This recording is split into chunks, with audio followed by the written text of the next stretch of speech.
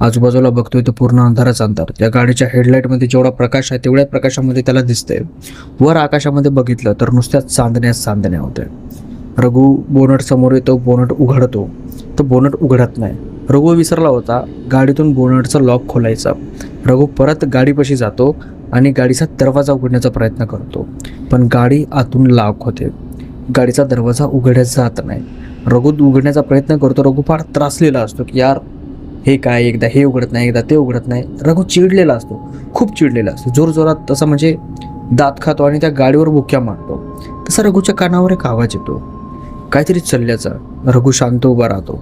आता सुरुवातीला रघुला वाटलं की एखादं जनावर आहे आणि ते जनावर जंगलातलं आहे आणि जनावर जर खतरनाक असलं तर आपल्या जीवाला धोका होईल. रघुला असे भीती वाटली. रघु हळूवार गाडीच्या बोनटवर चढला आणि बोनट वर चढून गाडीच्या टपावर जाऊन बसला, कारण की आसपासच्या एरियामध्ये थोडीशी डेंजरस जनावर आहेत अशी चर्चासुद्धा उडालेली होती. त्या कारणामुळे रघुने असा निर्णय केला की आपण वर जाऊन बसूयात. तो वर गेला आणि गाडीच्या आजूबाजूला बघितलं तर त्याला कुणीही दिसलं नाही.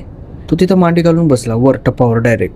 आणि थोड्या वेळात त्याचं लक्ष जंगलामध्ये त्या झाडांकडे गेलं आणि तिकडे गेल्याच्या नंतर रघुला घाम सुटायला लागला, कारण की त्या झाडा झुडपामधून 2 डोळे त्याला बघत होते आणि ते पूर्णपणे लाल भडक होते.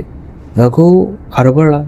रघुच्या डोक्यामध्ये आलं की जर आपल्या गाडीचा प्रकाश एखाद्याच्या जनावरावर जर पडला एखाद्या, तेव्हा कुठंतरी त्या जनावराचे डोळे चमकतात, पण त्या अंधारामध्ये तर कुठलाच प्रकाश नाही. मग ते डोळे चमकायलेत का? आता जेव्हा ते डोळे रघुने पाहिले त्यावेळेस रघुच्या डोक्यामध्ये या तांत्रिकाच्या गोष्टी यायला लागल्या, या बाधेच्या गोष्टी यायला लागल्या. आता मात्र रघु पतळ झाला. त्याला काय कळत नव्हतं की नेमकं आता करावं काय काय. तो वरी टपावर बसलेलं, त्याच्या डोक्यामध्ये असलेल्या गोष्टी विचित्र चालू आहे. त्याचं अंग पूर्ण चळचळ कापते, अंगाला घाम सुटतोय, त्याचा काळीज धडधड धडधड धडधड करते आणि त्याचे लाल डोळे आहेत ते याच्याकडे एकसारखं बघतात असं रघुला वाटतंय. तेवढ्यात रघुच्या कानावर परत आवाज येतो गाडीला कुणीतरी चाटण्याचा, म्हणजे एखादं जनावर असतं ना गाडीला असं खेळतं जर असं खेळण्याचा. रघु इकडच्या बाजूला बघतो तर खाली एक आपल्या आजूबाजूला आपल्या या जगात असे काही माणसं आहेत ना की त्या माणसांना करणी, बाधा, ब्लॅक मॅजिक, भूत, पिशाच, आत्मा या गोष्टींवर ना अजिबात विश्वास नाही आहे. त्यांना जर म्हणलं की बाई ह्या असल्या गोष्टी असतात तर ते सरळ सरळ म्हणतात की ह्या असल्या काही गोष्टी नसतात. उगाच लोकांना छुत्या बनवायचे हे काम आहे. इथपर्यंत की आपल्याला काही व्हिडिओमध्ये कमेंट्स आल्या होत्या की तू जे व्हिडिओ बनवतोस या व्हिडिओने समाजामध्ये अंधश्रद्धा प्रसरते. पण मी सांगत असतो की बाई कसं आहे, मनोरंजन म्हणून आपले व्हिडिओ बघत जा, कारण की आतापर्यंत माझ्यासोबत एकही असा अनुभव घडला नाही जे अनुभव मी तुम्हाला सांगू शकेल. हां, एक घडला होता. ज्या जागेवर माझा जो फोन आहे तो आपोआप रेकॉर्डिंग बंद होऊ लागली. या अगोदरही कधी असं झालं नाही आणि याच्यानंतरही कधी तसं झालं नाही. आपोआप रेकॉर्डिंग बंद होऊ लागली आणि मी एका दुसऱ्याच्या रूममध्ये बसलेला होतो रेकॉर्डिंग करत. तर तिथं थोडंसं वाटत होतं एका जागेवर. तसला थोडाफार अनुभव आला निगेटिव्हिटीचा, पण त्याच्यानंतर माझ्या काय आयुष्यामध्ये अनुभव आला नाही. बट काही घटना, काही विचित्र प्रकार आपल्याकडे येतात ना की ते असे असतात की कधी कधी वाटतं यार की असं असतं का खरंच. आणि काही लोक तर असे असतात ना की सरळ म्हणतात ठीक आहे करणी बाधा ह्या गोष्टी असतात ना तर मग माझ्यावर करून दाखव, असे काही लोक म्हणतात. आणि जेव्हा ते असे म्हणतात त्यांना पूर्ण कॉन्फिडन्स असतो की ह्या असल्या काही गोष्टी नसतात म्हणून. पण मला असं वाटतं ना की चांगली गोष्ट असते ना तर वाईट गोष्ट असते. देव आहे तर राक्षस आहे, दिवस आहे तर रात्र आहे, पाणी आहे तर आग आहे. म्हणजे एक गोष्ट जर असली ना त्याच्या दुसऱ्या बाजूची गोष्ट 100% असणार म्हणजे असणारच. एखाद्या शिक्याला एकीकडचीच बाजू नसते, त्याला दोन्हीकडच्या बाजू असतात. तसं मग जर आपण देवाला मानत असलो तर भूत पिशाचांना, आत्मांना मानायला काय प्रॉब्लेम आहे. तर आता हे जे मी तुम्हाला सगळं काय सांगितलं हे का सांगितलं याच्या पाठीमागचं एक रिझन आहे. आज आपल्याकडे जी स्टोरी आलेली आहे ही स्टोरी अशाच प्रकारची आहे. या स्टोरीमध्ये जे काय घडलेलं आहे ना ते फार विचित्र घडलेलं आहे. आणि ही स्टोरी ज्यांना आपल्याला पाठवलेली आहे त्यांनी काय त्यांचं नाव नाही सांगितलेलं त्यांनी फक्त एवढं सांगितलेलं आहे की ही जी स्टोरी आहे ही स्टोरी पूर्णपणे खरी आहे आणि ही स्टोरी कुठं घडली आहे, कुणासोबत घडली आहे हे त्यांनी सांगितलं नाही आहे. मी त्यांना विचारण्याचा प्रयत्न केला, पण ते म्हणले की दादा यार राहू त्या गुपितच, फक्त तुम्ही सांगा आणि हे पण तुम्ही पहिले वाचल्याच्या नंतर जर तुम्हाला चांगली वाटली तर तुम्ही सांगा, अन्यथा नका सांगू. आणि मी ज्या वेळेस ती स्टोरी वाचली त्यावेळेस यार फार म्हणजे कसं तरी अलगच वाटलं. हे असंही कसं शक्य आहे? म्हणजे या स्टोरीमध्ये ना पूर्णपणे ना आपल्या हातानं आपलं नुकसान केल्यासारखं आहे. जसं मी तुम्हाला म्हणलो माझ्यावर करून दाखवा, सेम तशा प्रकारचं एक कॅरेक्टर आहे स्टोरीमध्ये. त्या कॅरेक्टरचं नाव आपण काल्पनिक ठेवूयात, त्याचं नाव आपण रघु असं ठेवूयात. रघु नावाचा माणूस होता, अर्धवट वयाचा, भरपूर पैसा होता, दादागिरीवाला माणूस होता आणि धापधिपाड माणूस होता. त्याला कसलीही भीती नव्हती आणि तो छातीत ठोकून सांगायचा की ह्या ज्या गोष्टी असतात ना ह्या गोष्टी या जगामध्ये नाही आहेत. भूत, पिशाच, चुडेल, हडळ ह्या असल्या ज्या काही गोष्टी आहेत ना ह्या गोष्टी नाही आहेत. आत्मा बित्मा आपण यांना काय मानत नाही. करणी बाधा ह्या गोष्टी आपल्या काय बिघडवत नाहीत. तो माणूस छातीत ठोकून सांगायचा. कोणी जर म्हणलं त्याच्यापाशी की बाबा आमच्या अमक्या टमक्या फलाण्याला असला प्रॉब्लेम झालेला आहे, त्याला भूत लागलेले आहे, आत्मा लागलेली आहे, तर तो हसायचा जोरजोरात. हे असं काही नसतं, ते उगी नाटके असतात म्हणून. आणि तो चॅलेंज करायचा कुणालाही. जर कोणी माझ्यावर करणी केली ना तर त्याला वाटेल तेवढा मी पैसा देईल, फक्त मला करणी करून दाखवायची. आता हे बरेच वर्ष चालू राहिल्याच्या नंतर काही वर्षाच्या नंतर त्याच्या डोक्यामध्ये एक फॅट बसला की हां मला आता बघायचंच. कारण की हल्लीच्या ज्या काळामध्ये तसल्या गोष्टी फार जास्त प्रमाणामध्ये समोर येत होत्या आणि त्या गोष्टी समोर आल्यामुळं याला थोडंसं वाटलं की भाई आता मी जरा पाहतोच काय असते आणि काय नाही ते. बरेच लोक याला म्हणायचे ना की ह्या गोष्टी खऱ्या असतात, आम्हाला घडलेला आहे अनुभव. एखादा माणूस जे कधी नाटक केलं नाही तो माणूस विचित्र प्रकारे बोलायचा, भिंतीवर चढायचा, अशा काही याला कारणं सांगायचे लोक. तर याला सगळं काय खोटं वाटायचं. हा प्रॅक्टिकली करणारा माणूस होता ना. तर हा म्हणला की भाई माझ्यावर जो करायला मी त्याला पैसा देईल. आणि जितके पण जवळपासचे महाराज, अघोरी, जे तंत्रविद्या करणारे तांत्रिक वगैरे राहतात ना त्यांना जाऊ भेटायला लागला. त्यांना म्हणायला लागलं की भाई मला फक्त करणीबाधा करून दाखवा, माझं काय नुकसान करून दाखवा, मग मी मान्य करतो. कारण की माझ्या जवळचे काही माणसं आहेत जे म्हणाले की ह्या गोष्टी असतात, पण मी म्हणतो की ह्या गोष्टी नसतात. आता तो असं प्रत्येक तांत्रिकाला म्हणायला लागला. पण आतापर्यंत त्याला जेवढेही तांत्रिक भेटले तेवढ्यांनी एकच त्याला सांगितलं होतं की भाई कसं आहे, आम्हाला जी ही सिद्धी प्राप्त झालेली आहे ही सिद्धीचा गैरवापर आम्हाला करता येत नाही. आम्ही लोकांचं कल्याण करण्यासाठी ही सिद्धी प्राप्त केलेली आहे, शक्त्या प्राप्त केलेल्या आहेत आणि आम्ही लोकांचं नुकसान का करू. तू म्हणतोय की असं करा तसं करा, आम्हाला माहिती आहे त्याचे परिणाम खूप भयानक होतात आणि नंतर फार अवघडही होतं. त्यामुळं आम्हाला काय सांगू नको, आम्ही लोकांचं वाईट करायला आलेलो नाही आहे, आम्ही लोकांचं चांगलं करायला आलेलं आहे. प्रत्येक तांत्रिक प्रत्येक महाराज याला असं बोलायचं. मग याला ना तो विश्वास पटायला लागला की हा हे महाराज लोक खोटे बोलतात, यांचं काय खरं नाही. त्याला विश्वास पटायला लागला. आता त्याचा एक मित्र होता आणि त्याच्या मित्राच्या ओळखीचा एक तांत्रिक होता आणि तो जो तांत्रिक होता तो तांत्रिक फार लालची होता. त्याला पैशाचा इतका जास्त मोह होता तो पैशासाठी त्याला काहीही करायचा. पण त्यांच्या याच्यामध्ये पण काही नियमी असतात, काही अटी असतात की त्या अटीच्या समोर जाऊन त्यांना त्या शक्त्या यूज करता येत नाहीत. त्या प्रकारे तो तशा पद्धतीने तो राहायचा. मग याच्या डोक्यामध्ये आलं की आपला एक मित्र आहे बघ, त्याने जर केलं तर बघ तुझं इच्छा. मला ठीक आहे, चाल त्याच्याकडं, आपण बघूयात तो काय करू शकतो आणि काय नाही ते. मग हे दोघेही जण रघु आणि रघुचा मित्र त्या तांत्रिकापाशी जातात. तिथे गेल्याच्या नंतर त्याला सांगतात की बाबा असं आहे आणि अशी जे काय गोष्ट करायची ना तू आमच्यावर करू शकतोस, तुला काय जे काय करायचं ते. आता तो जो तांत्रिक आहे तो याला म्हणला की बाई करायचं काय नाही, मी करू तरी शकतो, तुला एका सेकंदात मारूही शकतो, पण मजा त्याच्यात येणार नाही. माझ्याजवळ एक अशी बाधा आहे, एक अशी सिद्धी आहे, जी सिद्धी जर मी माणसावर सोडली तर तो माणूस कुईजू मरेल. त्याला असं वाटेल की मला मरण यावं, पण तो मरणार नाही. इतका भयानक प्रकारचा बाधा आहे माझ्याजवळ, तो मी तुझ्यावर सोडू शकतो. पण तो म्हणला मला पैसे किती देणार. हा म्हणला की तुला लागतील तेवढे पैसे देतो मी. मग तो म्हणला की ठीक आहे मी सोडतो, पण समोरची जिम्मेदारी तुझी. त्यात तुझ्यासोबत जे काय होईल ना त्याचा जिम्मेदार मी नाही. तू तुझ्या इच्छेनं, तू तुझ्या मनाने हे सगळं करतोय. तर रघु म्हणला ठीक आहे, मी माझ्या मनानंच करतोय ना, तुझ्यावर काही येणार नाही, मला काही जरी झालं ना तुझ्यावर काही येणार नाही. तो म्हणला की ठीक आहे. मग त्या तांत्रिकानं रघुला एक टाईम दिला. टाईम होता रात्रीचा 1 आणि रात्र होती अमावस्याची. रघु आणि त्याचा मित्र त्या तांत्रिकाच्या घरी गेले. तिथं गेल्याच्या नंतर तांत्रिकानं त्या दोघाही जणांना एका रूममध्ये नेलं, ज्या रूममध्ये पूर्णपणे अंधार होता. हळूहळू तो तांत्रिक एक एक कंदील लावत होता त्या रूममधला आणि बघता बघता त्या तांत्रिकाने त्या रूममधले सगळे कंदिले लावले. बरेच कंदिलं होते, असं समजा की 7-8 कंदिलं होते. 7-8 कंदिलं त्या तांत्रिकानं लावलं.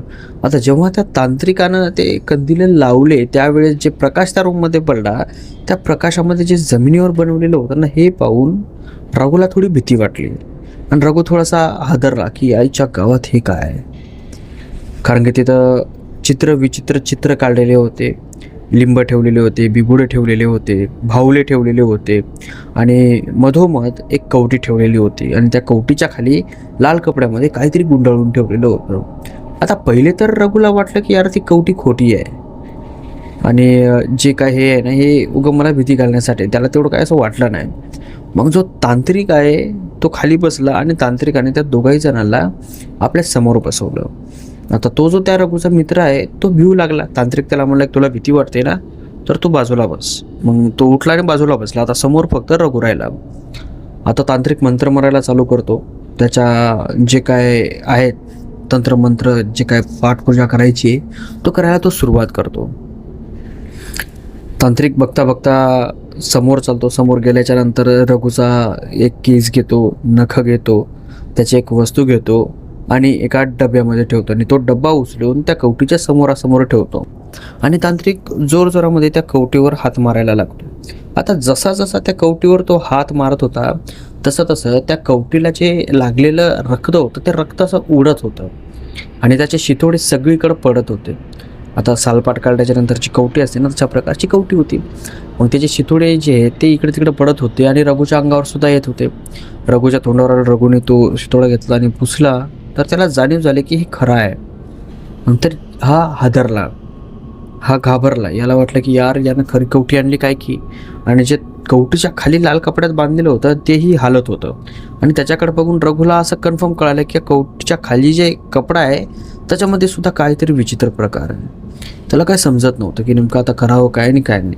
त्याला जावंही वाटायचं आणि बसाही वाटायचं. आता तेवढ्यात त्या रूममध्ये जे दिवे लावलेले होते ना, कंदिलं, ते फडफडायला लागतात आणि एक एक करून सगळे दिवे विझायला लागतात. पूर्णपणे अंधार कुठं पडत, काहीही दिसत नाही. आणि मग एकदम हळूवार त्या रूममध्ये एक प्रकाश पडायला लागतो लाल रंगाचा. आणि तो प्रकाश असा नाही पडत की एकदम लाईट आली किंवा एकदम दिवा लागला, नाही. हळूहळू हळूहळू वाढतो आणि बघता बघता त्या रूममध्ये सगळीकडं लाल रंगाचा प्रकाश होतो आणि त्या प्रकाशामध्ये सगळं काही दिसायला लागतं. आता जो रघु आहे त्याला मात्र विश्वास पटला की काहीतरी आहे आणि आता ते जे सिद्धी आहे ती सिद्धी पूर्णपणे रघुच्या अंगावर गेल्यासारखी होती.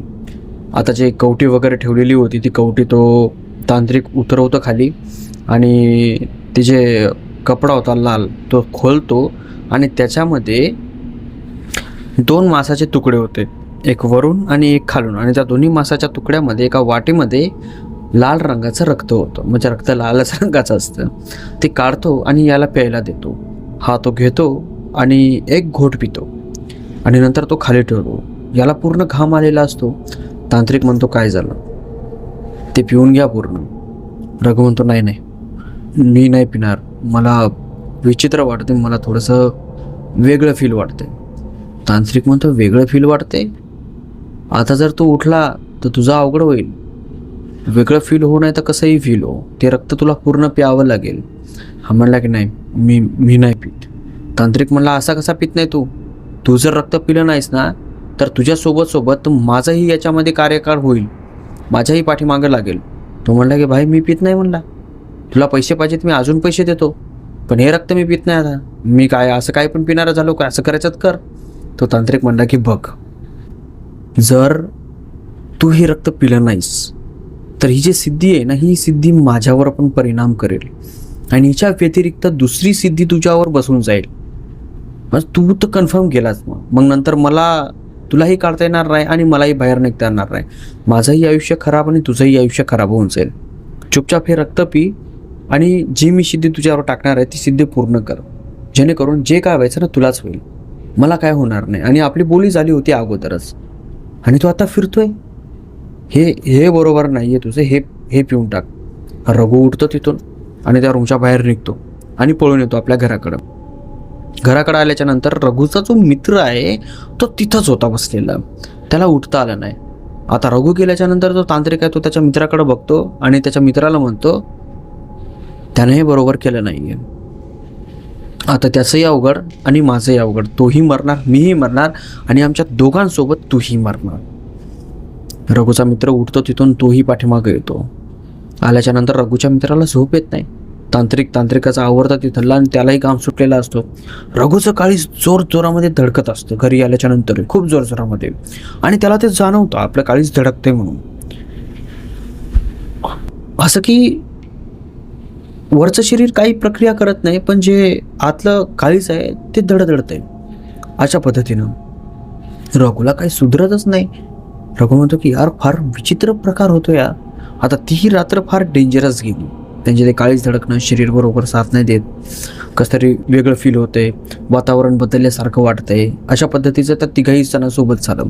ती रात्र पूर्णपणे संपली. दिवस उजाड्याच्या नंतर जो रघुचा मित्र आहे तो सकाळी रघुच्या दारामध्ये येतो, दार वाजवतो. रघु घरातून येतो, दार उघडतो आणि त्याला समोर बघतो. दोघेही जण जातात, बैठक रूममध्ये बसतात. तिथं चहा येतो, दोघे जण चहा पित होते. रघु त्याच्या मित्राला म्हणतो की हो रे, मी काल तिथून आलो. तो तांत्रिक काय बोलू लागला का? रघुचा मित्र रघुकडे बघतो आणि म्हणतो की तो म्हणला की आपण तिघही मरणार आहोत. पहिले तुम्ही दोघं आणि तिसरा नंबर माझा. हा मला की छी यार, तसं काही नसते, तसं कसं कोणी काही मरणार. रघुचा मित्र म्हणला की तू अर्ध्या मतातून पळून आलायस आणि तुला असं यायला नको हवं होतं. रघु म्हणला की बघ, मला ना तिथे किसळ येऊ लागली, बरोबर बसता येत नव्हतं. अरे ते कोणाचं रक्त होतं यार, ते रक्त प्यायला लावू लागलं मला. रघुचा मित्र म्हणला की मला माहिती आहे तुला काय झालं ते. तुझ्या पूर्ण शरीराला घाम आला होता, तुझं पूर्ण शरीर चळचळ कापत होतं आणि व्हायब्रेट करत होतं. तू जेव्हा ते रक्ताची जे वाटी हातात घेतली ती वाटी पूर्णपणे हालत होती. तुला भीती वाटत होती रघु, मला माहिती आहे, तू कुठं बोलू नकोस. रघु थोडासा गप्प राहिला आणि म्हणलं की हाव यार, मला फार भीती वाटत होती. अरे डेंजरस कारभार होता ते, आणि तिथं थांबणं म्हणजे मला फार विचित्र वाटत होतं आणि फार वेगळं असं वाटत होतं की मी नरकामध्ये आलोय, म्हणून मला पळून यावं लागलं रे. रघुचा मित्र म्हणतो पण तो पळून आला ना, त्याच्यानंतर तो तांत्रिक फार भिला होता. तुझं जसं शरीर कापू लागलं ना, त्या प्रकारचं त्या तांत्रिकाचं शरीर कापू लागलं आणि तो रडत रडत मला बोलायला लागला की त्यानं आपल्या सगळ्याचे आयुष्य खराब केले म्हणून. पहिले तो मरणार, दुसऱ्या वेळेस तू मरणार आणि तिसऱ्या वेळेस मी मरणार, असं त्या तांत्रिकानं सांगितले. आता काय करायचं? रघु थोडा वेळ शांत बसतो. तो म्हणतो की छी यार, असं काही नसते होत. तो काही म्हणत असेल, भीती घालत असेल आपल्याला, तो सोडून दे या गोष्टी. तू तुझं काम कर, मी माझं काम करतो, सोड. आणि रघु तिथून उठून गेला. आता ती तिथून गेल्याच्या नंतर यांनी महिनाभर चांगल्या पद्धतीनं काम केलं. महिनाभर यांना काही झालं नाही. मग एका दिवशी या दोघांच्या कानावर एक न्यूज येते आणि ती न्यूज असते की तो जो तांत्रिक आहे तो मेला. आणि तांत्रिक साध्या सुद्धा पद्धतीनं मेला नाही, तो फार डेंजरस पद्धतीनं मेला. तांत्रिक जो मेला होता त्या तांत्रिकाने स्वतःच्या हाताने स्वतःची जीभ कापून घेतली होती. जे उकळतं पाणी असते ते अंगावर टाकून घेतलं होतं आणि त्या तांत्रिकाने आपल्या पोटातले आतडे बाहेर काढून स्वतः खाल्ले होते आणि तो खाता खाता तसाच मेला. अशा पद्धतीचं त्याचं मरण झालं होतं. आणि त्याच्या घरचे जे होते, त्याच्या घरचे सांगत होते की जेव्हा तो असं काही करत होता त्यावेळेस जेव्हा हे त्यांना आरडवण्याचा प्रयत्न करायचे, आवरायचा प्रयत्न करायचे, तर तो फक्त नजरेनं फेकू द्यायचा. आणि तो मरण्याच्या अगोदर 15 दिवसानं तो खूप विचित्र पद्धतीनं बोलायला लागला होता. खूप विचित्र. जेवता जेवताच पळायचा, बसायचा आणि त्याच्या बायकोला म्हणायचा की तू माझी बायको नाही आहेस, तू माझी बायको नाही आहेस, असा बोलायचा तो आणि निघून जायचा. आणि कधी कधी काय करायचा तो, टॉयलेटमध्ये जायचा आणि तिथं दिवस दिवस बसायचा, दरवाजा उघडायचा नाही. दुसऱ्यांना उघडून दरवाजा उघडायला लावला की तो मधात असा बसलेला असायचा असा, आणि तो फक्त असायचा एकदम स्टॅच्यू बनवून. खूप विचित्र प्रकारे तो प्रकार करू लागला. आता त्या तांत्रिकाला दुसऱ्या तांत्रिकाला दाखवलं होतं, तर दुसरा तांत्रिक म्हणला सरळ सरळ हा मेल्याशिवाय राहत नाही, कारण की यानं याच्या हातानंच खूप भयानक बाधा करून घेतलेली आहे. आणि तो जो दुसरा तांत्रिक आणला होता तो निघून गेला सरळ. तो काय बोललाही नाही, थांबलाही नाही, एवढं बोलला आणि निघून गेला. त्याच्यानंतर 2-3 दिवसाच्या अगोदर या तांत्रिकाने असा प्रोग्राम केला. स्वतःच्या हाताने स्वतःची जीभ कापली, स्वतःच्या पोटातले आतडे काढून स्वतःच खात होता आणि खाता खाता तो मेला. अर्धा आतडा तोंडात, अर्धे आतडे खाली पडलेले, अशा प्रकारची त्याची परिस्थिती होती. हे ऐकल्याच्या नंतर या दोघा जणांना पाणी सुटलं म्हणजे अंगावर पाणी सुटलं, घाम सुटला. यांना समजत नव्हतं काय करावं आणि काय नाही, कारण की अशा पद्धतीचं मरण भाई खतरनाक. कोण मरतं अशा पद्धतीनं? मरायचं असलं तर सरळ गळफास घेईल किंवा उंचावून उडी खाईल किंवा कुठलं औषध वगैरे पिऊन जाईल, पण अशा पद्धतीचं कोण मरत असते? तो तांत्रिक मेला. आता हे सगळं पाहिल्याच्या नंतर यांच्या पायाखालची जमीन पूर्णपणे हलली. यांना आता वाटायला लागलं की आपलं काय खरं नाही. आता जो रघु आहे त्याला तर तेवढं कन्फर्मेशन नव्हतं, पण जो रघुचा मित्र होता ना त्याला वाटत होतं की आत्ता मी गेलो, हे सगळे जे काय नाही हे खरं होते, आता मी गेलो. यांच्या नादामध्ये मी माझं आयुष्य खराब करून टाकलं या रघेच्या नादात. आणि तो रघुला भांडायला लागला, बाई तुझ्या एका हट्टामुळे ना माझी जिंदगी खराब होते, बघ तो तांत्रिक मेलाय, आता तुझी वार आहे. रघु म्हणला की पागल झाला तू, असं काही नाही आहे, महिना झालाय, महिन्यात काही झाले का, तुला वाटले का काही, थोडा तरी असर वाटलंय तुला? तो म्हणला की महिना झालाय, अरे महिन्यातच तो मेलाय, तू म्हणला होता की 1 महिना काय नाही वाटणार म्हणून. 1 महिन्याच्या नंतर सगळा असर दिसेल. आताच असर दिसायला सुरू झालाय. तो तो तो गेला. आता तुझा नंबर, मग तुझा झाल्याच्या नंतर माझा नंबर. रघु म्हणला शांत बसून, अरे पक्या चुप बस तू, तस काय होत नाही, उगं भणाल लावलं, घरी जा आणि झोपी जा चुपचाप. त्याचा मित्र निघून होता. आता रघुच्या डोक्यामध्ये या सगळ्या गोष्टी फिरायला लागल्या. एक एक गोष्ट ती जशी त्याच्या कानावर आली होती, आणि त्या सगळ्या गोष्टी आता प्रश्न निर्माण व्हायला लागले, कारण परिस्थिती त्या प्रकारची निर्माण झाली होती ना. त्या तांत्रिकाचं मरणं, हे भिणं, हे सगळ्या गोष्टी होणं, ह्या सर्व गोष्टी त्याला परेशान करू लागल्या. आता नॉर्मली जर एखाद्या माणसासोबत असलं काही घडलं, असलं काय सांगितलं आणि वारंवार त्या गोष्टी नजरेसमोर आल्या, तर माणसाला भीती वाटणारच ना. जी गोष्ट आपण नाही म्हणायचो, ॲक्च्युली तीच गोष्ट खरी आहे. आता रघुला वाटायला लागलं की बाई थोडंफार काहीतरी आहे, पण तो दाखवल कुणाला? तो दाखवत नव्हता.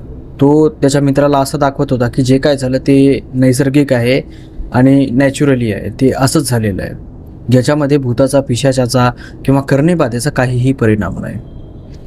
आता बरेच दिवस होतात, 15 दिवस होतात, त्या 2 जणांना काही नाही झालं. 15 दिवसाच्या नंतर रघु आपल्या कामावरून आपल्या घराकडे जाऊ लागला, आपल्या मोठ्या गाडीमध्ये बसून. सगळं काय नॉर्मल होतं. आणि या 15 दिवसामध्ये तो आणि त्याचा मित्र दोघेही जण विसरले होते की गेल्या महिन्यामध्ये आपण जे काही केलं आहे, आपल्यासोबत जे काही घडलं आहे किंवा आपण जे काही बघितलं आहे, ते सगळं काही ते विसरले होते. जर कुणा काळ्या जादूचा, करणेचा, बाधाचा विषय काढला तरच त्यांना लक्षात यायचं, पण हे या 15 दिवसामध्ये त्या सगळ्या गोष्टी विसरले होते. रात्रीचे 9:30 ते 10 वाजले असतील. 10 वाजता मस्त रघु आपल्या कारमध्ये बसून आपल्या घराकडे निघाला होता. कारमध्ये जो टेप आहे त्याचा आवाज मोठा केलेला असतो, मस्त त्या गाण्यासोबत रघुही जोरजोरात गाणे म्हणायला असतो आणि तो निवांत एका रस्त्याने येत असतो. आता त्याचं जे गाव आहे आणि जो हायवे आहे, या मधातला जो रस्ता आहे ना, त्या रस्त्यामध्ये एक असा एरिया होता ज्या एरियामध्ये खूप दाट झाडी होती. आणि ती झाडी असल्यामुळे काय झालं, तिथं जास्त म्हणजे मोठा रस्ता नव्हता, छोटा रस्ता होता. रस्ता चांगला होता, स्पीडचा रस्ता होता, डांबर रस्ता होता, मस्त होता. रस्त्याला काय बघायचं काम नव्हतं, पण रस्ता छोटा होता. आणि तो जो एरिया आहे तो एरिया कमीत कमी 7 ते 8 किलोमीटर एरिया होता.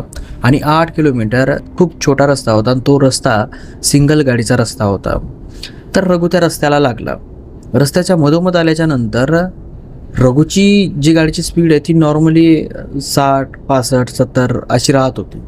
पण त्या रस्त्यामध्ये आल्याच्या नंतर रघुजी आपल्या गाडीची स्पीड आहे ती कमी करतो, कारण की त्या एरियामध्ये जनावरही खूप जास्त प्रमाणामध्ये असतात. जर कोणतं जनावर आलं, धडक लागली वगैरे, गाडीचं नुकसान होईल या कारणामुळं रघु तिथून थोडा आरामशीर येऊ लागला. तर आता यावेळेस रघुची जी स्पीड होती ती स्पीड होती 40, 45, 50 अशा हिशोबानं.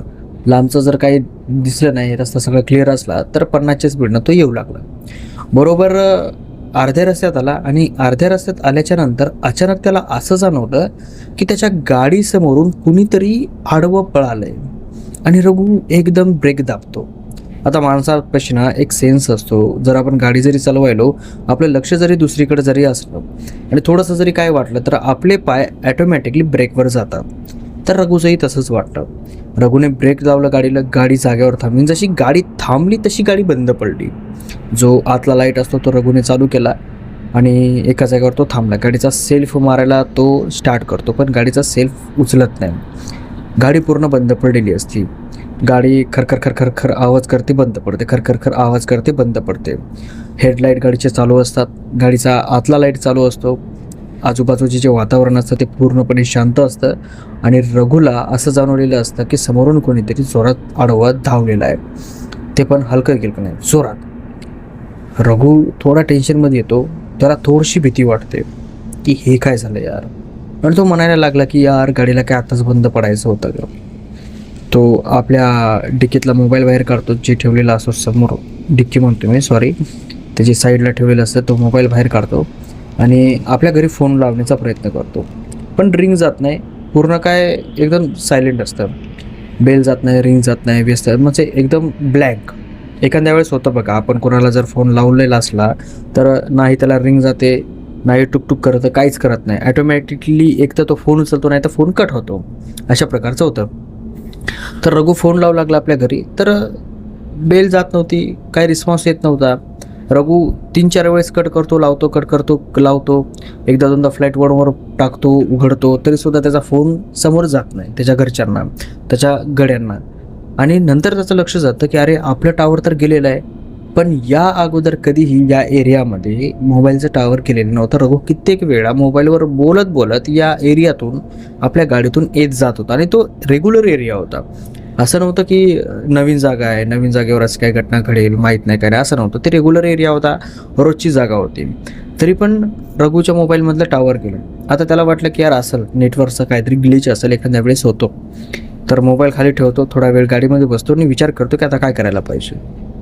याचं मन म्हणतं की ठीक आहे, गाडी बंद पडली आहे, गाडीचं बोनट उघडवून त्याच्या मधात काय प्रॉब्लेम झाले ते पण बघूयात. जर आपल्याच्या सॉल्व झाली तर ठीक, नाहीतर एखादी मागून गाडी येण्याची वाट बघूयात, ती आली तिला हात दाखवूयात आणि आपण आपल्या गावाकडे निघूयात. रघु खाली उतरला, गाडीचा गेट बंद केलं. जसं गाडीच्या बाहेर आला तसं जे त्या जंगलामधला तो किरकिऱ्यांचा आवाज रघुच्या कानावर यायला लागला. थंडगार वारं रघुला लागायला लागलं. आजूबाजूला बघतोय तर पूर्ण अंधारच अंधार. त्या गाडीच्या हेडलाईटमध्ये जेवढा प्रकाश आहे तेवढ्या प्रकाशामध्ये त्याला दिसतंय. वर आकाशामध्ये बघितलं तर नुसत्या चांदण्या होत्या. रघु बोनट समोर येतो, बोनट उघडतो, तर बोनट उघडत नाही. रघु विसरला होता गाडीतून बोनटचं लॉक खोलायचा.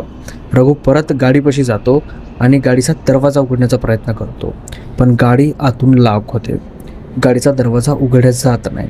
रघु उघडण्याचा प्रयत्न करतो. रघु फार त्रासलेला असतो की यार हे काय, एकदा हे उघडत नाही, एकदा ते उघडत नाही. रघु चिडलेला असतो, खूप चिडलेला असतो, जोरजोरात तसा म्हणजे दात खातो आणि त्या गाडीवर बुक्या मारतो. तसा रघुच्या कानावर एक आवाज येतो काहीतरी चलल्याचा. रघु शांत उभा राहतो. आता सुरुवातीला रघुला वाटलं की एखादं जनावर आहे आणि ते जनावर जंगलातलं आहे आणि जनावर जर खतरनाक असलं तर आपल्या जीवाला धोका होईल. रघुला असे भीती वाटली.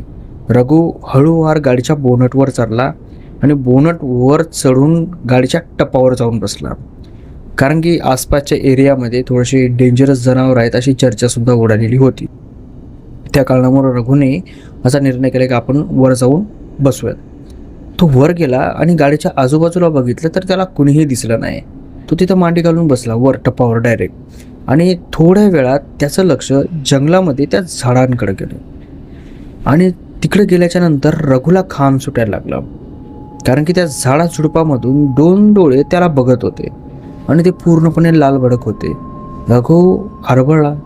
रघुच्या डोक्यामध्ये आलं की जर आपल्या गाडीचा प्रकाश एखाद्याच्या जनावरावर जर पडला एखाद्या, तेव्हा कुठंतरी त्या जनावराचे डोळे चमकतात, पण त्या अंधारामध्ये तर कुठलाच प्रकाश नाही. मग ते डोळे चमकायलेत का? आता जेव्हा ते डोळे रघुने पाहिले त्यावेळेस रघुच्या डोक्यामध्ये या तांत्रिकाच्या गोष्टी यायला लागल्या, या बाधेच्या गोष्टी यायला लागल्या. आता मात्र रघु पतळ झाला. त्याला काय कळत नव्हतं की नेमकं आता करावं काय काय. तो वरी टपावर बसलेलं, त्याच्या डोक्यामध्ये असलेल्या गोष्टी विचित्र चालू आहे. त्याचं अंग पूर्ण चळचळ कापते, अंगाला घाम सुटतोय, त्याचा काळीज धडधड धडधड धडधड करते आणि त्याचे लाल डोळे आहेत ते याच्याकडे एकसारखं बघतात असं रघुला वाटतंय. तेवढ्यात रघुच्या कानावर परत आवाज येतो, गाडीला कुणीतरी चाटण्याचा. म्हणजे एखादं जनावर असतं ना गाडीला असं खेळतं, जर असं खेळण्याचा. रघु इकडच्या बाजूला बघतो तर खाली एक हरण असतं आणि ते हरण त्याच्या गाडीला त्याचं शरीर खाजवत असतं टायरपाशी असं. आणि ती गाडी ॲक्च्युली हलते. हरण काय लहान नव्हतं, हरण खूप मोठं होतं, कमीत कमी आपल्या लहान उचल्या वगैरेसारखं एवढं मोठं हरण होतं. आणि ते हरण त्याच्या गाडीला खेटतंय असं, आणि ती त्याच्या वजनानं गाडी हलतीये. रघु त्याच्याकडे बघतो, त्या हरणाचं डोकं खाली होतं. हरण ते डोकं खाली ठेवूनच समोर जातो जरा आणि त्या हेडलाईटच्या समोर जाऊन उभा राहतो समोर हे करून. आता रघुला त्या हरणं पाठीमागून तर पूर्ण दिसते पण समोरून दिसत नाही. ध्यान धरून बघतो रघु तर ते हरण आहे ना ते पाठीमागं वळून बघतं. आणि जसं ते हरण पाठीमागं वळून बघतं तसं रघु आपल्या तोंडाला हात लावतो, कारण की ते खूप भयानक प्रकार असतो.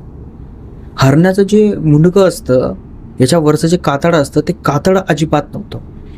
हरणाची कवटी रघुला दिसायला लागली आणि ती कवटी पूर्णपणे लालबुंद झालेली, जसं की आत्ता ताजं त्याच्या कवटीवरचं कातड काढून घेतले कुणीतरी.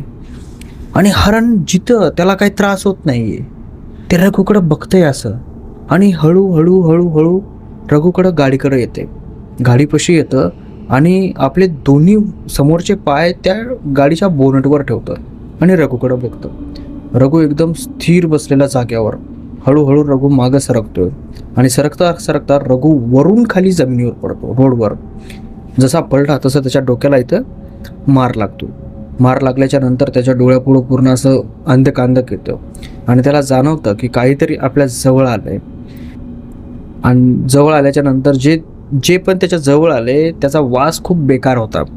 असं वाटू लागलं रघुच्या तोंडापाशी तोंड आणले कुणीतरी, त्याच्या तोंडाला हुमते कुणीतरी.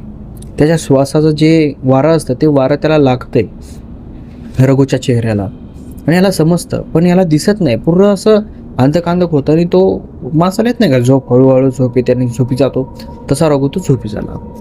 झोपी गेल्याच्या नंतर काही वेळाने रघुला जाग येते. जाग आली, डोळे उघडतो, बघतो तर तो त्याच्या घरामध्ये झोपलेला असतो. त्याच्या डोक्याला पट्टी वगैरे लावलेली असते आणि उठून असा पलंगावर असा बसतो, असा डायरेक्ट उठतो आणि पलंगावर बसतो आणि आवाज देतो त्याच्या बायकोला. त्याची बायको येते. त्याची बायको आल्याच्या नंतर म्हणते, अहो तुम्ही उठलात, चांगलं चालेल, मी पाणी आणू का? रघु म्हणा, नाही मी बाथरूमला जाऊन येतो. रघु आपल्या पायावरच्या आथरून पांघरुण बाजूला काढतो आणि बघतो तर त्याचा एक पाय गायब होता आणि त्या पायाला मलमपट्टी लावलेली होती. रघु त्याच्या बायकोला म्हणतो की हे काय झाले माझ्या पायाला? त्याची बायको गप्प राहते. रघु विचारतो, अरे बाबा माझा पाय का तोडलाय आणि तुटलाय का? तेव्हा त्याची बायको म्हणते की तुमचा पाय तोडला नाही, तुमचा पाय कोणीतरी तोडलाय, तुमच्या मित्राने तुम्हाला इथं आणले. रघुचा जो मित्र होता त्याने. मग तो त्याला फोन लावतो, त्याचा मित्र घरी येतो. तो आल्या रघुच्या गळ्यात पडतो. रघुला म्हणतो, भाऊ यार तुझा जीव असला भर झालं, मला वाटलं की तू गेला या जगामधून.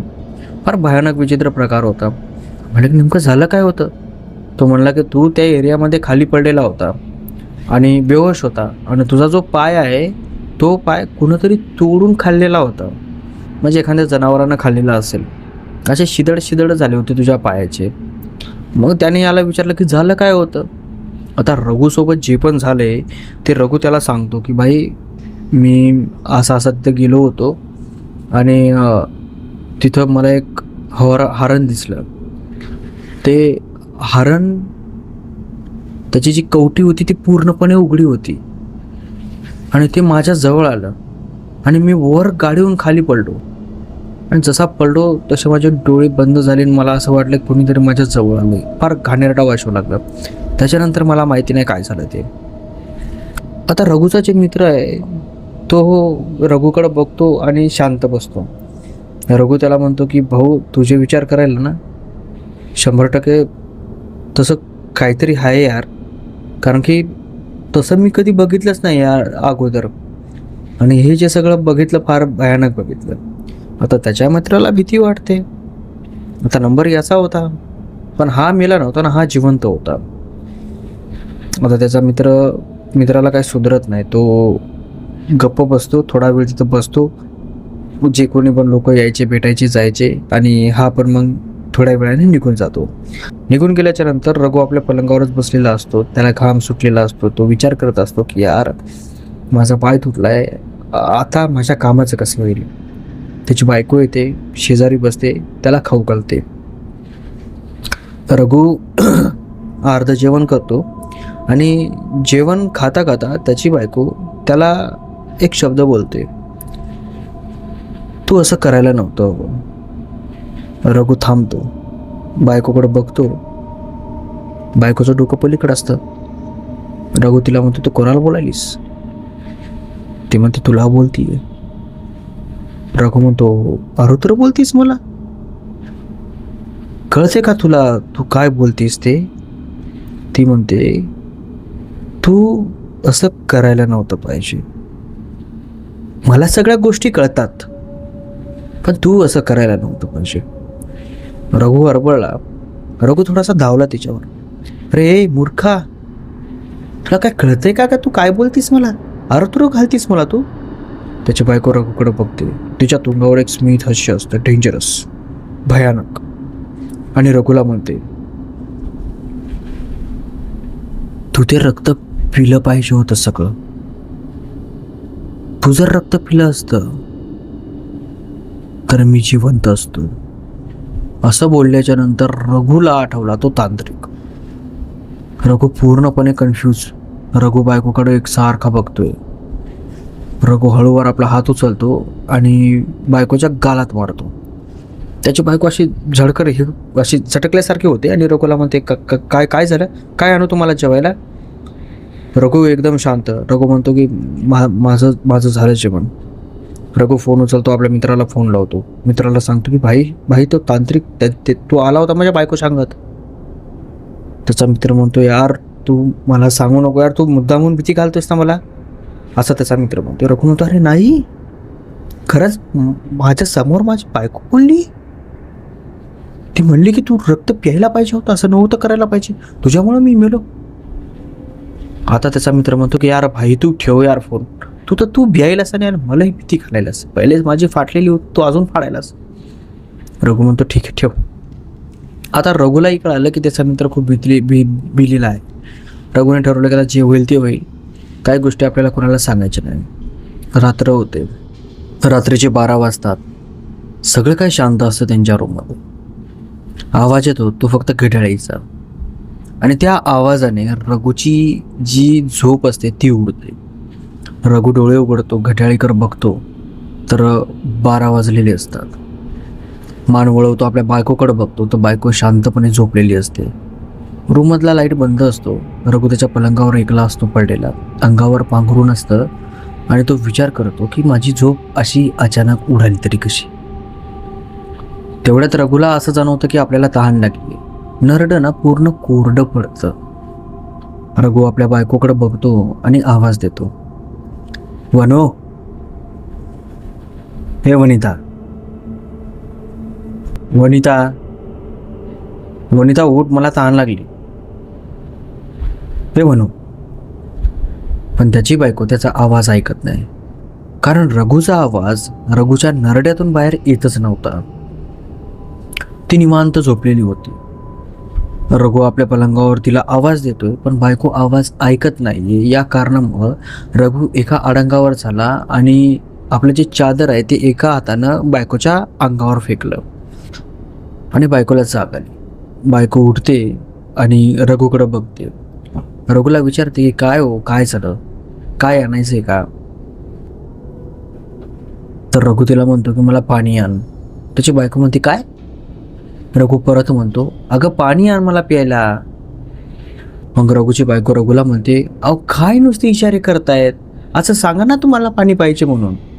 नुसते होठ हलवतायत, इशारे करतायत, आवाज काहीतरी काढा. रघु कन्फ्यूज होतो. रघु म्हणतो माझा आवाज येत नाही तुला? रघुची बायको म्हणते परत तेच का? रघुची बायको रागारागात उडते, बाजाच्या खाली उतरते आणि किचन रूममध्ये पाणी आणण्यासाठी जाते.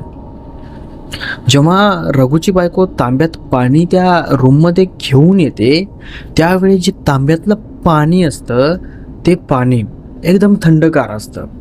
जसं ती रघुच्या हातात तांब्यात टेकवते तसं ते पाणी त्या तांब्यातल्या तांब्यात उकळायला लागतं. आणि रघुच्या हाताला चटका बसतो त्या उकळत्या पाण्याचा आणि ते तांब्याचा फेकून देतो जोरात. आणि जसा तो जोरात फेकतो तसा तो ओरडतो आणि तो ओरडलेला जो आवाज आहे आत्ता त्याच्या बायकोला ऐकू येतो. त्याची बायको म्हणते आता काय झालं तो तांब्या फेकून द्यायला, आणि इतकं काय झालं?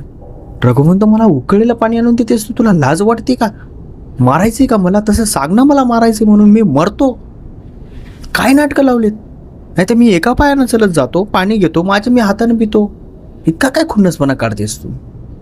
आता मात्र रघुचा स्पष्ट आवाज येऊ लागला. त्याची बायको रघुच्या तोंडाकडे बघते. रघुला म्हणते काय खेळवताय खरंच तुम्ही? काय बोलताय? शोभते का तुम्हाला? ती उडते, जिथं ते पाणी सांडलेलं होतं ते पाणी हात बुडवते, असं हे करते, ते तांब्या उचलते. जरासं तरी गरम आहे का हा तांब्या? येथील त्या रघुच्या तोंडाला लावते. त्या तांब्याचं बुड थंडगार लागतं. रघु पूर्णपणे हरबळतो. हे काय झालं? मग मला चटका लागला तरी कशाचा? रघु विचार करतो, कारण की गरमडक पाणी होतं, ते उकळलेलं पाणी. रघु शांत बसतो आणि म्हणतो की मला तहान लागली, मला पाणी प्यायचं आहे. त्याची बायको परत किचन रूममध्ये जाते, परत तांब्यात पाणी घेऊन येते, त्याच्या हातामध्ये देते. आता मात्र पाणी नॉर्मल होतं. रघु तो पाणी पितो, कटा पाणी पितो, तांब्या शेजारी ठेवतो आणि तो झोपी जातो. आणि त्याची बायकोही त्याच्या बाजूवर झोपी जाते. रघु डोळे लावतो, शांत झोपतो. बराच वेळ मधात जातो, पण त्याला झोप येत नाही. त्याला जाणवतं की कोणीतरी त्याच्या केसावरून हात फिरवते. रघु आपले डोळे उघडतो आणि बघतो तर डोक्यापाशी त्याची बायको बसलेली असते आणि ती त्याच्या केसावरून असा हात फिरवते. असा लहान लेकराच्या केसावरून कसा हात फिरवतो आपण, अशा पद्धतीनं त्याच्या डोक्यावरून हात फिरवते. रघु म्हणतो काय झालं तुला? असं अचानक कुठून माझ्या डोक्यातून हात का फिरवतेस? त्याची बायको म्हणते मला काय झालं? मला तू जीवानी मारलंस आणि तू चांगला झोप घेतोयस रे. असं म्हणल्याच्या नंतर रघु जोरात उठतो आणि त्याच्या बायकोकडे बघतो, पण ती त्याची बायको नव्हती. जेव्हा तो उठतो त्याच्या बायकोकडे बघतो तेव्हा त्याला त्याच्या बायकोमध्ये तो तांत्रिक दिसतो. सेम त्या पद्धतीने ज्या पद्धतीने तो तांत्रिक मेला होता तसा. पूर्ण शरीर रक्तानं लाल झालेलं, त्याच्या पोटातले आतडे बाहेर पडलेले, छोटासा आतडं त्याच्या दातामध्ये अडकलेलं. तो त्याला बोलतो आणि हा जोरात ओरडतो आणि परत पलंगावरून खाली पडतो. धाडकन उभं राहतात नाही ना त्याला, तो एका पायाने लग्न असतो. तो पडलेला, त्याचा आवाज आलेला, त्याची बायको उठते, पळत पळत त्याच्यापाशी जाते आणि त्याला सावरण्याचा प्रयत्न करते. रघु पलंगाकडे असं बोट दाखवतो, तो इथंच आहे वनू तो इथंच आहे, तो मला मारायला आलाय, वनू तो इथंच आहे असा रघु त्याला म्हणतो. त्याची बायको म्हणते अहो काय झालंय, तुम्ही असे का करताय? त्याची बायको त्याच्या मित्राला फोन करते, अहो इकडे यावं, थोडं विचित्र वागतायत, इकडे या बरं पटकन तुम्ही. तो जातो पळत पळत आणि बघतो तर रघु त्याला म्हणतो की भाऊ ते इथंच आहे रे, ते तांत्रिक, तो इथंच आहे असं म्हणतो. आता यालाही घाम सुटतो, त्यालाही घाम सुटतो. तिघजण एका जागेवर बसलेले असतात. आता जो रघु आहे तो रडायला लागतो आणि ओरडायला लागतो की हे सगळं माझ्याचमुळे झालंय, माझ्या जीवनाची राख मीच लावली. त्याला रिअलाइज होतं ना की चूक कोणाची होती. ते सगळं काय त्याला ते त्या प्रकारचं दिसायला लागतं. आणि तेवढ्यात रघुच्या कानावर आवाज येतो दोघाही जणांचा. तो खाली मान करून असा ओरडत असतो, रडत असतो. आवाज येतो की आता तूही मरणार, आता तुलाही आम्ही मारणार. रघु भीतो, समोर बघतो तर त्याची बायकोही बोलते, त्याचा मित्रही बोलतो. दोघेही जण याच्याकडे बघून बोलतात की तू मरणार, तू मरणार, तू मरणार आणि तुला आम्हीच मारणार. रघु पडला. रघु उठतो आणि बाहेर पळत सुटतो. म्हणजे एका पायानं जिचा चालता येईल तसा तो बाहेर पळत जातो. आणि हे दोघेही जण त्याच्या पाठीमागे चालत चालत येतात. जसं की यांच्या अंगामध्ये तो तांत्रिक घुसलाय. तो तांत्रिक याला म्हणतोय की तू आता मरणार, की तू आता मरणार, की तू आता मरणार. रघु मेन दरवाजापाशी जातो, दरवाजा उघडण्याचा प्रयत्न करतो पण दरवाजा उघडला जात नाही. हे दोघं जण रघुकडे येण्याचा प्रयत्न करतात. रघु तिथून पळत आपल्यात सुटतो. आता हे दोघं जण खूप आरामशीर रघुकडे जातात, कारण की रघुची स्पीड खूप जास्त नसते, कारण की एकाच पाय असतो, एका पाय जितकं चालता येईल तेवढं तोच चालतो आणि तेवढी सवय नसते ना, त्यामुळे त्याला तेवढं उरकत नाही. रघु धडपडत छतावर जातो आणि छतावर जाऊन उभा राहतो. इकडे तिकडे बघतो, जोरजोरात ओरडायला लागतो, मला वाचवा, मला वाचवा, मला वाचवा, मला मारतायत, मला मारतायत, मला वाचवा, असा रघु जोरजोरात ओरडतोय. पण त्याचा आवाज कुणीही ऐकत नाही. आता हे दोघं जण त्याच्या जवळ जातात, हळूहळू हळूहळू, जसं रघु माग जातो आणि एकदम छताच्या कोणत्यावर जाऊन उभा राहतो. हे दोघं जण दोन्ही कोण होतात. दोघं जण म्हणतात की तुझा टाइम आला, तू आता मरणार आहेस, असं म्हणणं आणि रघुचा पाय घसरला आणि तो सरळ खाली गेटवर पडतो. गेट असतं त्यांच्या घरापुढं, अशा बाणं काढलेली असतात त्या गेटला, त्या बरोबर बाणावर पडतो. ते बाणं आरपार रघुच्या छातीच्या वर निघतात. त्याची बायको, त्याचा मित्र जोरात ओरडायला लागते, त्याला धरायचा प्रयत्न करत होते पण ते झालं नाही. आता असं झाल्याच्या नंतर त्याच्या आजूबाजूच्या गल्लीमध्ये इकडं तिकडं शंका यायला लागली की रघुच्या मित्राने आणि तिच्या बायकोनेच रघुला मारले म्हणून. तर तिथे एक CCTV कॅमेरा होता. आता तो जो CCTV कॅमेरा होता, तो कॅमेरामध्ये बघितलं तर रघु हा एकलाच छतावर होता आणि तो एकलाच कुणाशी तरी असा बडबडत होता, कुणाशी तरी, आणि तो घरून खाली पडला. आणि पडल्याच्या नंतर जेव्हा तो पडला त्यावेळी छतावर कुणीही नव्हतं. जी शंका होती ती सगळी सॉल्व्ह झाली. आणि याच्यावरून अजून एक शंका अशी होती की जे छतावर जाण्याचं गेट होतं ते पलीकडून लॉक होतं, जे की रघुनंच लॉक केलं होतं. हे दोघं जण गेटच्या खालीच होते. बाहेरचा दरवाजा उघडा आणि बाहेर येऊ तर रघु वर गेला ही आणि खाली पडलाय. हे येणं बाहेर आणि ते खाली पडणं संगच असं झालं होतं. तर हे निर्दोष ठरले गेले आणि खरं तर यांनी काय केलंही नव्हतं ना, तर मग यांना दोष देऊन तरी काय फायदा होता. आता राहिला रघुचा मित्र. तांत्रिक मेला, रघु मेला. त्याच्या मित्राला भीती वाटायला लागली की हे जे सगळं झालंय हे रघुमुळंच झालंय आणि यात आता मी पण मरणार असं त्याला वाटायला लागलं. तो आपल्या शेतामध्ये गेलेला असतो, शेतात काम करत असतो त्याचा मित्र. 1 दिवसाची गोष्ट, त्याच्यानंतर 10 ते 15 दिवसाच्या नंतरची गोष्ट. शेतामध्ये काम करत असतो, दुपारची वेळ असते आणि तो आपला डबा खाण्यासाठी एका झाडाखाली जाऊन बसतो. खाता खाता त्याला थोडंसं असं जाणवतं की आपलं पोट बिघडलंय आणि आपल्याला थोडं टॉयलेटला जाऊन यावं असं त्याला वाटतं. तो उठतो आणि शेतामध्ये एक पाट खतलेला असतो बघा, तुमच्या असेल नसेल मला माहिती नाही, पण शेतामध्ये पाट खतलेला असतो जेणेकरून ज्यानं शेत चिबडू नये यासाठी. तो त्या पाटामध्ये जातो आणि तिथं बसतो टॉयलेट करण्यासाठी.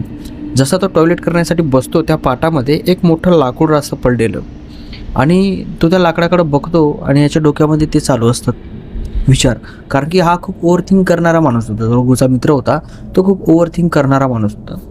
हा त्या लाकडाकडे बघतो आणि बघता बघता ते लाकूड सापामध्ये परिवर्तित होतं, एवढा मोठा साप. आणि याला वाटतं की लाकूड साप झाले आणि ते आता याला डसणार आहे, खाणार आहे म्हणून हा त्या पाटानं पळतो असा भनाट. याच्यासोबत दुसरा एक माणूस होता, तो याला बघतो तर तो पळायलेला बघतो. हा त्याच्या जवळ जातो, अरे का पळतोय का पळतोय त्याला म्हणतोय. रघुचा मित्र म्हणतो, अरे साप पाठीमागे साप लागलाय माझ्या, मला वाचव, असा पळत पळत जातो. त्याच्या पाठीमागं काहीच नसतं, त्याला भ्रम झालेला असतो मोठा, काहीच नसतं त्याच्या पाठीमागं. तो वर निघतो आणि एका जागेवर लपतो. लपल्याच्या नंतर तो जो भ्रम वगैरे तो सगळा काही बंद होतो. त्याच्या सोबतचा जो माणूस आहे तो जातो त्याच्याजवळ, त्याला म्हणतो, बाबा काय झालं तुला, असा का पळतोयस तू. तो म्हणतो की मला साप दिसला, साप साप साप असा करतो. मग तिथं ते काम करत नाहीत, घराकडे जातात. घराकडे गेल्याच्या नंतर तो जो माणूस आहे दुसरा, तो माणूस त्याच्या घरच्यांना सांगतो की बाबा हा असा असा करू लागला प्रकाश आणि असा असा पळत होता. आता प्रकाशचे जे वडील होते त्यांना या सगळ्या गोष्टींचा अनुभव होता आणि त्यांना माहिती होतं की काय कोणत्या गोष्टी होतात म्हणून. तर त्यांनी प्रकाशला विचारलं की तू असं काय काम केलं आहेस का की जरा विचित्र आहे किंवा विचित्र झालं असेल, मला सांग, निवारण करूयात आपण. रघु म्हणला की नाही, तसं तसं तसं काहीच नाही केलं मी. नाही तसं काही नाही केलं. मग त्या रात्री काहीच झालं नाही. रघु जेवण वगैरे केला आणि आपल्या रूममध्ये जाऊन झोपी गेला. कारण की रघुची फाटू लागली ना सांगायला, विचार करायचं म्हणलं तरी त्याला भीती वाटू लागली. पण त्याच्या वडिलाला वाटू लागले की हा थोडं काहीतरी आहे. त्याच्या वडिलाच्या डोक्यामध्ये या सगळ्या गोष्टी होत्या पहिल्यापासून की बाबा या गोष्टीमुळे याला होत असेल. असे भ्रम होणं काही सोपी गोष्ट नाही आहे. तर रघुचे वडील म्हणलं का मी सॉरी. प्रकाश त्याच्या रूममध्ये जाऊन झोपी गेला. एकलाच होता बिचारा. त्याची बायको वगैरे नव्हती, बायको माहेराला गेलेली होती आणि तो एकला त्याच्या रूममध्ये झोपलेला होता. तर 1 तासाच्या नंतर प्रकाशच्या रूममधून जोरात ओरडण्याचा आवाज येतो. जसा आवाज आला, जे प्रकाशचे वडील असतात ते पळत पळत त्याच्या रूममध्ये जातात आणि बघतात तर प्रकाश कुठेही दिसत नाही. नंतर मग त्याचे जे वडील असतात ते एका जागेवर उभे राहतात. तर तिथं फरशीवर काही थेंब पडलेले असतात पाण्याचे. तर ते पाण्याचे थेंब तिथं का पडलेले आहेत हे पाहण्यासाठी प्रकाशचे वडील वर पाहतात. तर जो प्रकाश आहे तो पंख्यावर जाऊन बसलेला असतो आणि त्याला पूर्णपणे घाम आलेला असतो. प्रकाशचे वडील त्याला म्हणतात, प्रकाश तू वरी काय करतोयस, खाली उतर. प्रकाश म्हणतो की नाही मी खाली उतरत नाही, खाली सगळं पाणी आहे, मी खाली उतरलो तर मी बुडून जाईल, असा प्रकाश म्हणतो. वेड्याकत बोलायला लागला. त्याचे वडील म्हणतात, प्रकाश मी आहे ना, तू उतर खाली. तो प्रकाश म्हणतो नाही बाबा नाही, मी उतरलो ना की मी मरणार आहे, मी वाचू शकत नाही, मला माहिती आहे मी पाण्यात बुडून जाईल, मी नाही उतरणार मी खाली. प्रकाशचे वडील म्हणतात, प्रकाश उतर खाली.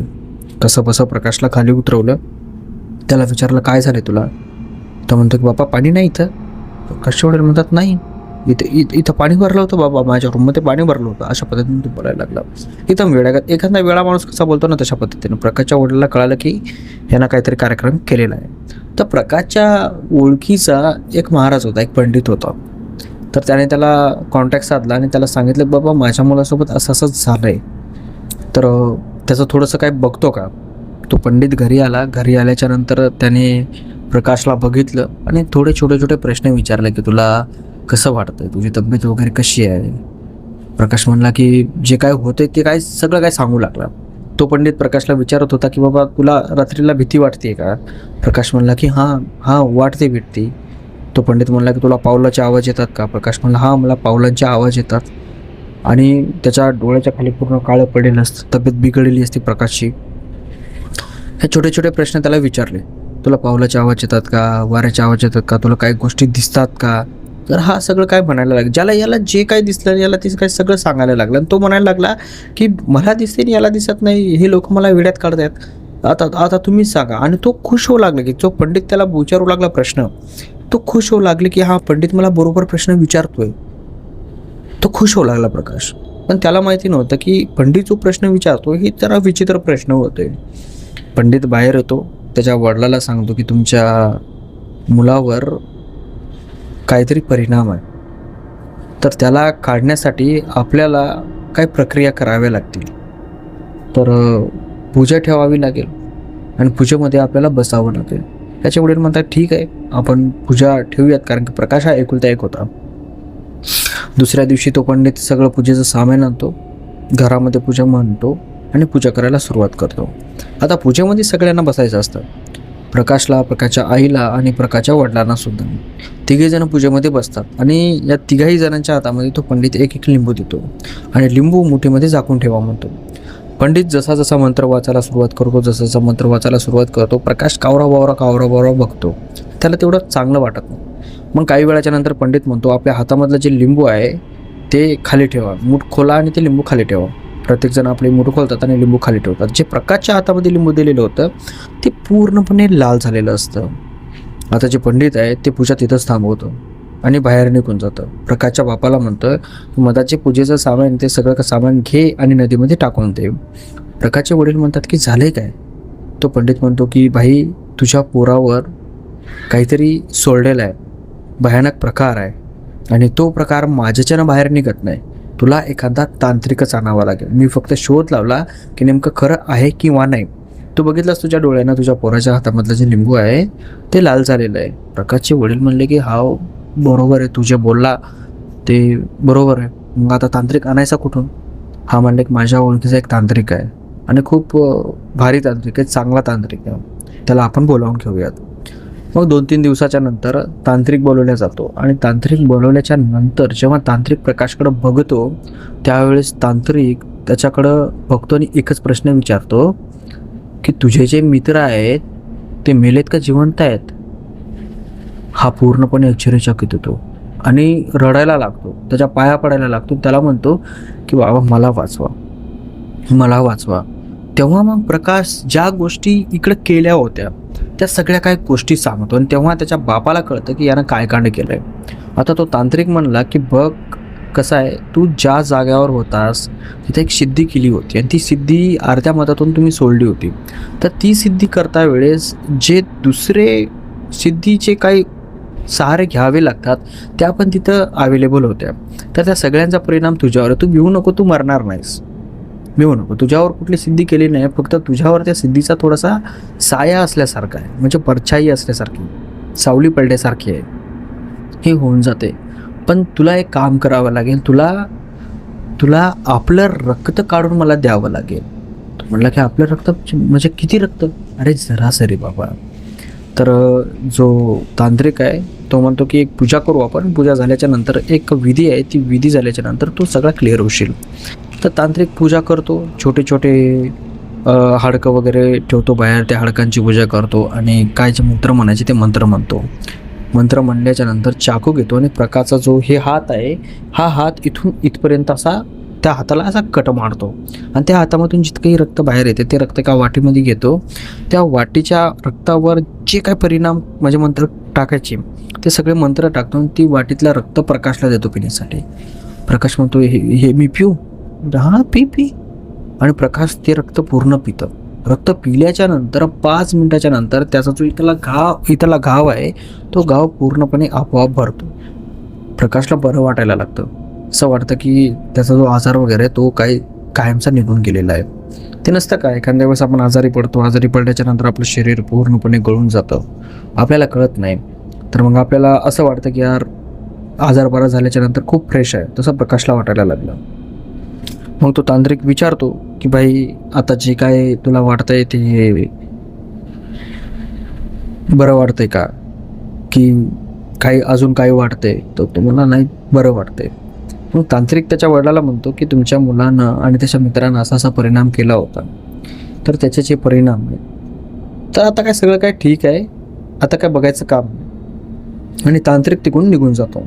पण तांत्रिक एक नारळ एका लाल कपड्यात बांधून देतो आणि ते नारळ प्रकाशच्या वडिलापाशी देतो आणि प्रकाशच्या वडिलाला सांगतो की हे जे नारळ आहे हे नारळ तू अशा नदीमध्ये टाक की ती नदी एका जागेवर थांबलेली आहे, तिचं पाणी वाहत नसलं पाहिजे, त्या नदीमध्ये हे टाक. तेव्हा कुठेतरी जाऊन याचा जो परिणाम आहे हा परिणाम जाईल आणि जोपर्यंत तशी नदी सापडत नाही तोपर्यंत हे नारळ त्या कोणत्याही नदीमध्ये टाकू नको बरं का. आणि घरी ठेव, आणि घरी ठेवल्याच्या नंतर याला सांभाळ, हा या नारळापाशी येता कामा नाही. म्हणजे प्रकाशचे वडील आहेत तशी नदी पाहायला गेले. आता त्याने सांगायचा विसरला की नदीतलं पाणी वाहत नसलं पाहिजे. नदी असली तर प्रॉब्लेम नाही. प्रकाशचे वडील पहिले फिरले त्यांना काय कळलं नाही. परत तिथे तांत्रिकापाशी गेले की भाई तशी नदी सापडना. मग तेव्हा कुठेतरी त्या तांत्रिकानं सांगितलं की भाई पाणी स्थिर पाहिजे. आता उन्हाळा दिवस असतो, कुठं नदीमध्ये पाणी साचलेलं असतं, त्याच्यात टाकून दे, असं पाणी वाहत असलेलं टाकू नको. मग प्रकाशचा जे वडील आहे ते एका याच्यामध्ये टाकून देतात. आता सगळं काय सुरळीत आहे, प्रकाश सुखी आहे, त्याचे वडील सुखी आहेत, पण प्रकाशचा जो मित्र रघु आहे तो गेलेला आहे. आणि ही जी स्टोरी आहे आपल्याला पाठवलेली, ही स्टोरी प्रकाशनाच पाठवलेली आहे. हालाकी हे जे नाव आहे हे नाव काल्पनिक आहे, त्यांनी आपल्याला त्यांचं नावही सांगितलेलं नाही आहे कुठून पाठवलेली आहे तेही सांगितलेलं नाही आहे. फक्त ते म्हणतात की बाबा माझ्या सोबत घडलेलं जे आहे ते मी तुम्हाला सांगितलं आहे. आता याच्यात काल्पनिक किती आहे, सत्य किती आहे हे मला माहिती नाही. पण माझं म्हणणं असं आहे की एक मनोरंजन म्हणून आपण बघायला पाहिजे आणि एन्जॉय केला पाहिजे. तर मंडळी, तुम्हाला आपली स्टोरी कशी वाटली? स्टोरी जर चांगली वाटली असेल स्टोरीला लाईक करा, चॅनलला सबस्क्राईब करा. आणि यार तुम्ही इथपर्यंत स्टोरी पाहिली म्हणल्याच्यानंतर स्टोरी आवडलीच असेल तर प्लीज स्टोरीला लाईक नक्की करा. तर चला भेटूया समोरच्या स्टोरीमध्ये. तोपर्यंत जय हिंद, जय महाराष्ट्र. आणि जर तुमच्यापाशी स्टोरी असेल तर खाली डिस्क्रिप्शनमध्ये एक मोबाईल नंबर दिलेला आहे. त्या मोबाईल नंबरवर तुम्ही तुमची स्टोरी मला शेअर करू शकता.